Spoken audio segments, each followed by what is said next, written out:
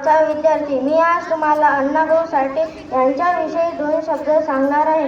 चराचरात वास करणारे वंदनीय राष्ट्रसंत तुकडोजी महाराज, कर्मयोगी गाडगे महाराज तसेच शिक्षण महर्षी भाऊसाहेब डॉक्टर पंजाबराव देशमुख यांच्या पादस्मृतीस विनम्र अभिवादन करून माझे 2 शब्द सुरू करतो.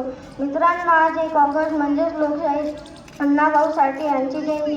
या निमित्ताने आपण सर्व येथे जमलो आहोत. तुकाराम भाऊराव साठे म्हणजेच अण्णाभाऊ साठे यांचा जन्म 1 ऑगस्ट 1920 रोजी सांगली जिल्ह्यातील वाळवा तालुक्यातील वाटेगाव येथे झाला. जाती व्यवस्था, गरिबी आणि भेदभावामुळे अण्णाभाऊंना शिक्षण घेता आले नाही. जगण्यासाठी त्यांना खूप संघर्ष करावा लागला, पण ते खचले नाही. नैराश्य हे तलवारीवर साधलेल्या धुळीसारखे असते.